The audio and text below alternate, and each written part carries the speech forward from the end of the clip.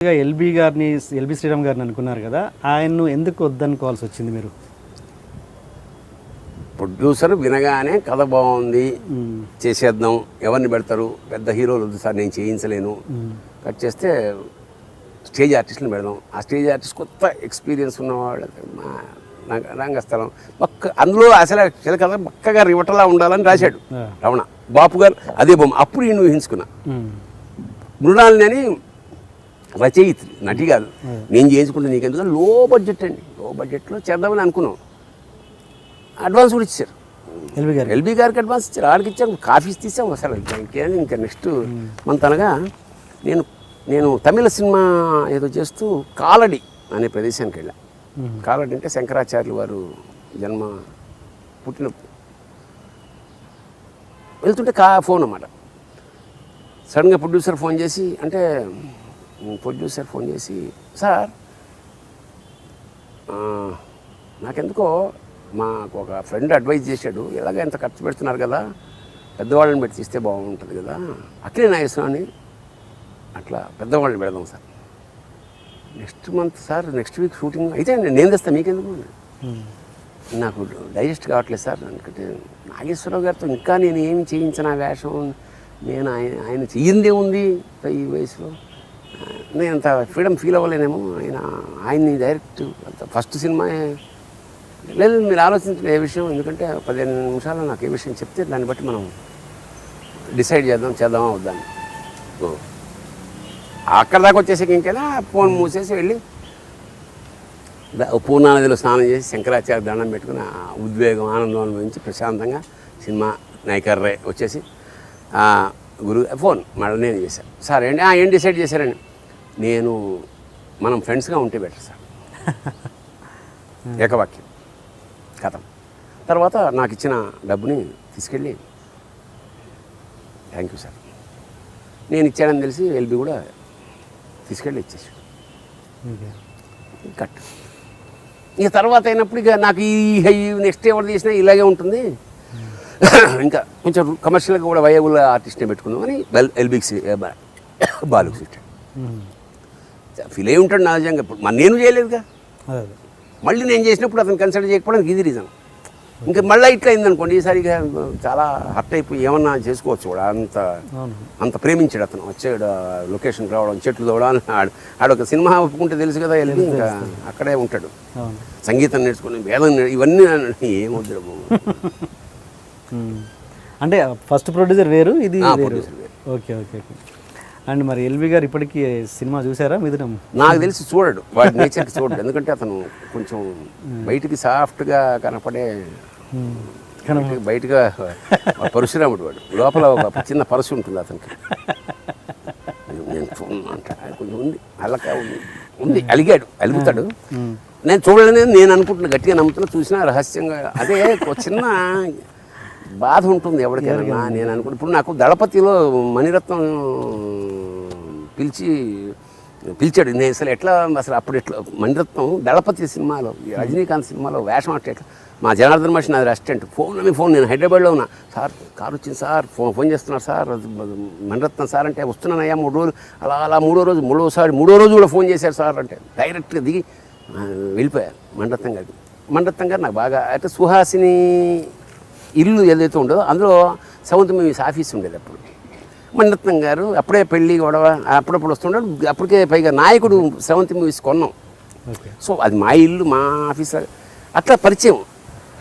Mister Bharani అని కథ మొత్తం చెప్పిండు నన్ను, కథ మొత్తం చెప్పి ఎవరికి ఫోటో 4 స్లాబ్స్ వేయడంగా కానీ చూశాడు అన్నమాట.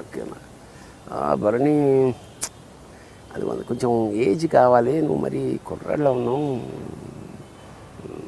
సారీ అని చెప్పేసాడు మొహం మీద. చాలా రైట్ సార్, నీతో ఉండడమే గొప్ప విషయం. అమరీష్ పూరి వేసాడు ఆ వేషం, అమరీష్ పూరి వేషానికి నేను ఎట్లా మనకు వస్తా, అట్లా అబ్బా అనిపిస్తుంది. బట్ దానికి ఆయనే కరెక్ట్, అట్లా అడ్జస్ట్ అయ్యా. అలాగా ఎల్బీ కూడా ఫీల్ అయి ఉండొచ్చు, పైగా నాకన్నా సెన్సిటివ్ కదా అతను, నేను కొంచెం అందువల్ల ఇంకా ఫీల్ అవుతున్నా కూడా, ఇప్పుడు చూసినప్పుడు ఫీల్ అవుతున్నా కూడా నేనే చేయలేదు. ఓకే. అండ్ మీ పుస్తకం చదివాను కదా, అందరూ మీ గురించి రాసిన పాయింట్స్, దాంట్లో నాకు అన్నిటికన్నా బాగా నచ్చింది ఎల్వి శ్రీరామ్. అదే నిజానికి తర్వాత రిలీజ్ అయిన విషయం ఏంటంటే, రిలీజ్ ఎప్పుడైనా ఒకతను నాకు అంటే ఒకతను అన్న మాట నాకు బాగా నచ్చింది. అప్పుడు హర్ట్ అయినా కూడా దాని పేరు ఏంటి, సావనీరు వేసాం 25 ఏళ్ల జర్నీలో నా గురించి మీ అభిప్రాయం అంటే, నన్ను పొగడమని అడగడమే కదండి సావనీరు అంటే. ప్రింట్ అయిపోయింది అప్పటికి. అమ్మ కరెక్టే కదా, ఎవడు అందులో వీడు ఎదవే కానీ అని అండు కదా అందరూ. అబ్బా నిజంగా ఎంత మంచివాడు, ఎంత గొప్పవాడు, ఎంత ఈ అన్నీ ఎక్కువ శాతం మనసు చంపుకు రాసినవి, ఏడుతడని రాసినవే ఉంటాయి కదా. ఎందుకు చేశాను ఆ పిచ్చి పని, తప్పు కదా. అట్లా మంచి అది ఫస్ట్ చూక్కుమన్నా కూడా ఎంత మంచి మాట్లాడినాడు అతను. అరే సావనీరు రాయండి, నా గురించి అభినందన రాయండి అంటే పొగడమనే కదా. అలా 250 పొగడతారు, అందరూ ఇడిదోటి. ఓకే, గ్యాంగ్ అయితే ఇప్పుడు ఆడు తిట్టాలి, కొడుకు నాకు ఇస్తానని ఇవ్వలేదు అని తిట్టాలి కదా. ఆడేమో రాసి ఉంటాడు, ఆడు నాటకాల్లో పోటీ అయినా మంచి బాగా మంచి రాసి ఉంటాడు, అంతే పాజిటివ్గానే రాస్తాడు కదా. There is no other way. Rajinikanth లాంటి ఎప్పుడు చూడని వాళ్ళు is very good actor, fantastic అని పంపాడు అంటే ఏంటి, అబద్ధాలు. ఒక సావనీరు ఈజ్ అబద్ధాల సంకలనం అని ఫైనల్గా తెలిసింది నాకు. సరే, ఆయన మాట్లాడిన ఎల్బీ గారు మాట్లాడిన మాటలు ఆయన గొంతుతో మనం ఇప్పుడు విందాం. చెప్పేడా పాపం ఎవరెస్ట్ అన్నయ్య, నువ్వు నాటకాలు రాసావు, నేను రాశాను. నువ్వు బోల్డ్ ప్రైజులు కొట్టావు, నేను కొట్టాను. నువ్వు సినిమా రైటర్ అయ్యావు, నేను అయ్యాను. ధర్మిల యాక్టర్గా మారావు, నేను మారాను. నువ్వు ఇంకా చాలా చేసావు, నేను చేయలేదు. జ్ఞానంలో నువ్వెంతో పెద్ద, నేను కావిడి బద్ద. నీ అడుగుల్లో నేను అడుగులేసుకుంటూ వస్తుంటే నువ్వు గజాలు, ఫర్లాంగులు, మైలురాళ్ళు వేసుకుంటూ వెళ్ళిపోతున్నావు. అందుకే ఎప్పటికీ నువ్వు నాకు పెద్ద గీత. భగవద్గీత కాదు, నా గీత పక్కన చాలా పెద్ద గీత. ఆ పెద్ద గీత ఇంకా ఇంకా పెద్దదవుతూ ఉంటేనే ఈ చిన్న గీత కొంచెం కొంచెమైనా పెద్దదవుతూ ఉంటుంది. నీకు తెలుసు, నీలోన శివుడు కలడు, నాలోన భరణి కలడు. నాకొక్కటే జాలి, ఇంకెదగలేదు పాపం. ఎవరెస్ట్. నీ ఎదుగుదలకి పాపం నో రెస్ట్. అయినా సరే ఇంకా ఇంకా పెంచే నీ విశ్వరూపాన్ని. నన్నయ్య మావాడు, అన్నయ్య నావాడు అని మురిసిపోతా. ఉత్సవం నేది, ఉత్సాహం నాది. నీ తమ్ముడు ఎల్బి, లంక భరణి. ఎల్బి అసలు ఎల్బి లాంటి వాడు ఇండస్ట్రీలో ఉండదగ్గవాడు కాదు యాక్చువల్గా. బట్ అతను ఇండస్ట్రీ అంత అవగాహన చేసుకుని నిజంగా పెద్ద పెద్ద సినిమాలు, చిరంజీవి, నేను కూడా ఇలా అంత పెద్ద హీరోలకి అంత రాసి అంటే ఇంకా ఎక్కడో ఉండాల్సిన వాడు. చాలా వాడి లౌక్యం లేదు పాపం వాడికి. అంటే నాకేదో పెద్ద పుడింగి ఉందని కాదు, నాకు లేదని వాడికి లేదని నేను అనుకున్నా, నాకు లేదని వాడు అనుకుంటాడు, ఇద్దరికి లేదని జనం అనుకుంటారు, ఇద్దరు దొంగ కొడుకులు అనుకుంటారు అనుకునేవాడిని. నమస్కారం. Okay, right. మిథునం సినిమాలో ఫస్ట్ బాలసుబ్రహ్మణ్యం గారి ప్లేస్లో మిమ్మల్ని అనుకున్నారంట భరణి గారు. మొత్తానికి చరిత్ర అంతా చదువుతున్నావు. అసలు అది మీ మీద చాలా వర్క్ చేశారు, మీరు దానికి గెటప్స్ కూడా అనుకున్నారు, మరి అంత కానీ నేను అన్ని ఆబ్జెక్టివ్ టైపుల్లో, నువ్వు 1 లైన్ క్వశ్చన్ అడిగితే నేను 1/2 లైన్లో జవాబు ఇవ్వాలి అనుకుంటున్నాను ప్రతి ప్రశ్నకి. నువ్వు అడిగే ప్రతిదీ కూడా ఒక వాల్యూమ్ 1, వాల్యూమ్ 2 కూడా పెడితే తప్ప అవ్వని. అంత ఏం పర్లేదు, డీటెయిల్గానే కావాలి. చెప్పండి, ఎందుకు మీరు అది ఎక్కడ కుదరలేదు? నాకు తెలిసి మీరు అలాంటి క్యారెక్టర్లు వదులుకోరు, అలాంటి క్యారెక్టర్లు మీరు కోరుకుంటారు. అన్నీ జరిగాయి. ప్రొడ్యూసర్స్ ఎల్బి శ్రీరామ్ మీద మార్కెట్ ఓకే. అతను కూడా విశ్వ ప్రయత్నం చేశాడు భరణి.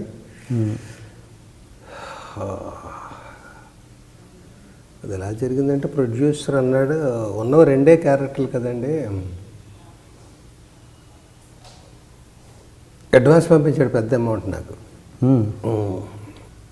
పంపించాక తర్వాత ఇప్పుడు సమ్మర్లో ఎందుకు అది డ్రై, ఇది 2 క్యారెక్టర్లు కదా, అక్టోబర్ నవంబర్ అయితే మంచి వింటర్ సీజన్లో భలే ఉంటుంది గ్రీనరీ. అప్పుడు పెట్టుకుంటే బాగుంటుంది కదా, మన అంతా పెద్ద వైశాల్యంగా ఇల్లు అది తోట అది కదా. నేను ఒప్పుకోలేదు. చిన్న సినిమా, రోజు లేట్ అయినా మారిపోతాయి ఆలోచనలు. వెంటనే చేద్దామని భరణికి చాలాసార్లు చెప్పాను. మా తమ్ముడు ఒప్పుకోవట్లేదు, చేసేద్దాం అంటూ ప్రొడ్యూసర్ తోటి నేను అని చూస్తానని ప్రొడ్యూసర్ ఏమండి మీరు అడిగి చూడండి ఒప్పుకుంటే అని నా మీద పెట్టాడు. నేను ఒప్పుకోవట్లేదు అని, ఏ సంగతి 2 నిమిషాలు టైం ఇవ్వండి మీరు ఎంతగా అంటున్నారు కాబట్టి టాయిలెట్కి వెళ్ళి వస్తాను బయటకు వెళ్ళాను. మా వాడు టాయిలెట్కి వెళ్ళలేదు, దమ్ములాగా వచ్చి చెప్తాడు చూడు ఇప్పుడు బాంబే వేస్తాడు అన్నాడు భరణి. వెళ్ళొచ్చాక నేను ఇప్పుడైతేనే చేస్తాను అనడానికి బదులు రివర్స్లో అన్నాను. సరే అప్పుడే చేయండి, మీకు ప్రొడ్యూసర్ డబ్బు పెట్టేది మీరు అప్పుడే బాగుంటుంది అన్నప్పుడు మొండిగా ఇప్పుడే చేయమని అనడం కరెక్ట్ కాదు. రేపొద్దు ఆడకపోతే ఎంత చెప్పినా వినలేదు మూర్ఖుడు అంటారు. అప్పుడే చేయండి, కానీ మారిపోతాయి ఆలోచనలు. చూసుకోండి, చిన్న సినిమాది. అప్పుడు ఎవడు రాజు ఎవడు మంత్రి అక్టోబర్ నాటికి అన్నాను. అన్న తర్వాత వాళ్ళ డిస్కషన్స్లో ఏమండి ఎల్బీ, ఈ 2 ఆర్టిస్టులు, ఎల్బీ గారు ఓకే పాత నటుడు, పక్కన ఎవరో కొత్త అమ్మాయిని పెట్టారేంటి, ఉన్న ఇద్దరిలో పక్కనే జయసుధ గారు, రాధిక, జయప్రద అలాంటి వాళ్ళు ఉంటే బాగుంటుంది కదా అని మొత్తానికి లక్ష్మి గారు అలా ఏవో పేర్లు వచ్చి లక్ష్మి గారిని బుక్ చేశారు. తర్వాత వాళ్ళ ఆలోచన విధానం మారింది. ఎల్బీ గారి పక్కన అమ్మాయి ఏంటండి అన్నది ఇప్పుడు లక్ష్మి గారి పక్కన ఎల్బీ గారు ఏంటండి ఇలాగొచ్చింది. సో కట్ చేస్తే భరణి ఎల్బీ శ్రీరామే ఉండాలి నాకు అన్నాడు. కాదు ఆలోచించండి ఇంకోసారి, అక్టోబర్ దాకా టైం ఉంది కదా అన్నాడు. అక్టోబర్ కాదు, ఆ ప్రొడ్యూసర్ లేడు, ఆ సినిమా లేదు, ఆ ప్రాజెక్టు లేదు. నేను అది ఇన్సల్ట్గా భావించి నాకు ఇచ్చిన అడ్వాన్స్ తిప్పి పంపేశాను. ఓకే, పెద్ద అమౌంట్ అది. అది చూసి ఆయన అన్నాడట, ఇలాంటి వాళ్ళు కూడా ఉంటారు ఇండస్ట్రీలో, అతను కోపం వచ్చి డబ్బులు ఉంచుకోవాలి తప్ప వెనక్కి పంపేయడం ఏంటి అన్నాడు. సో నా వరకు ఐఎమ్ క్లియర్. నేను అనుకో చాలా కష్టపడ్డాను దాని గురించి. కరాటే నేర్చుకున్నాను. ఒక సీన్లో అది కరాటే చేయాలి, ఒక సీన్లో వాడు ఇంగ్లీష్ ఇది చెప్పాలి, అది ఎడమండి లెసన్ చెప్పాలి. కాలేజ్ స్కూల్ హెడ్ మాస్టర్ వాడు చెప్పాలి. ఇంకో దాంట్లో వేదం ఘనపు చదవాలి, సంస్కృత మంత్రాలు. 3 పిహెచ్డీలు వాడు. సాంస్క్రిట్ 3 ఎంఏలు, Sanskrit MA, Telugu MA, English MA 3 చదివాడు వాడు. 3 ఎంఏలు చదివిన రిటైర్డ్ ఒక మనిషి ఇంత హ్యాపీగా పిల్లలందరూ వెళ్ళిపోతే రిటైర్డ్ జీవితం అలా గడుపుతున్నారు. టెర్రర్ వాడు, అంటే ఊళ్ళో అందరికీ ఆ కాంపౌండ్లోకి తొంగి చూడడానికి భయపడతాడు. వాడు రాజ్యం అది, ఏడమ్మండి ఏవులా వాడు. ఇలా అలాగ అనుకుని పాఠం చెప్తాడు. అవన్నీ కథకి లింకులు. నేను కూడా రైటర్ కాబట్టి కొంత ఇన్వాల్వ్ అయ్యి కొంత స్క్రిప్ట్ వర్క్ చేశాను. చేసిన తర్వాత దాని గురించి ఇంగ్లీష్ ప్రొనౌన్సియేషన్ అది తెలుసుకోవడం కోసం ఉస్మానియా యూనివర్సిటీలో ప్రొఫెసర్ దగ్గరికి వెళ్ళి ఒక నెలలు అది నేర్చుకున్నాం. వేదం ఘన నేర్చుకున్నాను. ఒకడిని ఎక్కడో ఎస్ఆర్ రావు నగర్ అదేదో అక్కడెక్కడో ఉన్నాడు ఒక ఆయన, మా నాన్న దగ్గర శిష్యుడు ఆయన, ఘనాపాటి. ఆయన దగ్గర ఘన నేర్చుకున్నాను. ఒక చోట చివరిలో పెళ్ళం చావు బతుకుల్లో ఉంటే ఘన చదివి తా విష్ణు పాహి పాహి విష్ణు తా విష్ణు పాహి పాహి విష్ణు తాస్తా విష్ణు పాహి విష్ణు పాహి పాహి విష్ణు విష్ణు పాహి పాహి పాహి పాహి విష్ణు విష్ణు పాహి పాహి ఇలాగా ఒక 4-5 నిమిషాలు చదివి వాడు భార్య ఆరోగ్యం గురించి, నా భార్యను బతికించమనడానికి వాడు ఒక తపస్సు చేసినట్టుగా ఒక ఘన చదువుతాడు. చేస్తూ లక్షవత్తులను అన్ని దీపాలు అవన్నీ చేసేవన్నీ లక్షవత్తులు ఒక దాంట్లో పెట్టద్దన్న సినిమాటిక్ అయినా సరే 1,00,000 ప్రమిదలు తెప్పించి పెట్టిద్దాం, గ్రాండియర్ అదిగా ఉంటుంది. 1,00,000 కోట్లు అయిపోతుంది 1,00,000 ప్రమిదల్లో దీపానికి పెట్టిద్దాం. ఆ రాత్రి పక్కన వర్షం చీట్ చేద్దాం, పోనీ ఎక్కడో ఏ కిటికీలోంచో వర్షం పడుతుందని చూస్తే పెళ్ళానికి 104 టెంపరేచరు, దాన్ని బతికించడం కోసం వీడు లక్షవత్తులు నోము చేయించాలని కోరింది. చేసేస్తాడు రాత్రి స్నానం అది చేసేసి, భార్యకు కూడా స్నానం అది చేసి పట్టుబట్ట అవి కట్టించి కూర్చోబెట్టి మంత్రాలు అవన్నీ చదివి చేయిస్తాడు. క్లైమాక్స్ చాలా చిన్న సినిమా అయినా గ్రాండియర్గా ఉండాలని చేయించాక కట్ చేస్తే అది బతుకుతుంది, వీడు చచ్చిపోతాడు. అది రకరకాల దెబ్బలాడేసుకునే వాళ్ళం. ఇద్దరు చచ్చిపోతే ఎలా ఉంటుంది, మరి డ్రామాటిక్గా ఉంటుంది. అదే చచ్చిపోతే ఎలా ఉంటుంది, భార్య వీడు చచ్చిపోతే ఇలా కుమ్మేసుకునే వాళ్ళం. అక్కడ అవన్నీ కొలతలు కొలవడానికి టేపులు పెట్టి ముగ్గులు వేసేసి ఎక్కడో రకరకాల లొకేషన్లు, అక్కడెక్కడో కండవెల్లి ముక్కాలని, ఇంకో ఊరని, విజయవాడ అని, ఇక్కడ కరాటే క్లాసులు, అక్కడ ఇంగ్లీష్ ప్రొనౌన్సియేషన్ క్లాసులు ఉస్మానియా యూనివర్సిటీలో, ఇక్కడ ఘన ఇంకో చాట, ఇక్కడ స్క్రిప్టు ఒక వెర్షన్ నేను రాయడం, ఇంకా గోలగా ఉండేది. తుస్సు చివరికి ఇక్కడ ఉంటే వస్తుంది. ఇప్పుడు అది చేయకపోతే సొంత ఊరు చేసుకున్నాను. అదే సో తర్వాత అలా చేసేసారు. ఇంకో ప్రొడ్యూసర్ మారాడు, ఈక్వేషన్ మారాడు. డెఫినెట్గా బాలసుబ్రహ్మణ్యం గారు రేంజ్ ఎక్కడ, మన రేంజ్ ఎక్కడ. నేను అంత ఇమేజ్, ఆ పొట్టిపడే ఇమేజ్ కాదు కదా. ప్రొడ్యూసర్ డబ్బు కూడా చూసుకుంటాడు కాబట్టి పెట్టిన డబ్బులో సగమైన రావాలని చూసుకుంటాడు కదా. మనకు తెలుసు కాబట్టి నిజాయితీగా డబ్బు ఇచ్చేయడం అది. భరణి గారి మీద ఏమైనా కోపం ఉందా ఈ విషయంలో మీకు? చూశాను, ఆ ఇంటర్వ్యూ మొత్తం చూడలేదు కానీ నా మీద క్లిప్పింగ్ ఏదో చూశాను. వాడు కత్తులు నూరేసి ఉంటాడు, వాడు సినిమాయే చూసి ఉన్నాడు, వాడి తెక్కలోడు ఇవన్నీ చెప్పాడు. కొంచెం ఎక్స్ట్రా చెప్పాడు నా గురించి, లేనిపోను పుట్టగించి కల్పించి చెప్పాడు. ఏమన్నీ ఏదో నేను బతక నేర్వని వాడినని, అమాయకుండని, నాకు సినిమా నాలెడ్జ్ లేదని, హర్ట్ అయిపోతానని ఏదో చాలా చెప్పాడు. ఒకటి మాత్రం నిజం, ఆగర్భ శత్రువులు మేమిద్దరు. అది హెడ్డింగ్ పెట్టి ఏదో కటింగ్ చేశారు కదా మీరు? అవునా, తెలియదు. చేశారు. అది చూసి అసలు డీటెయిల్స్లో మా అసిస్టెంట్ అడిగాను, అదేంటే తీయండి మేమిద్దరం ఉన్నదంటే 7 నిమిషాలు 10 నిమిషాలు ఉంది, అక్కడో బిట్టు అలాగా.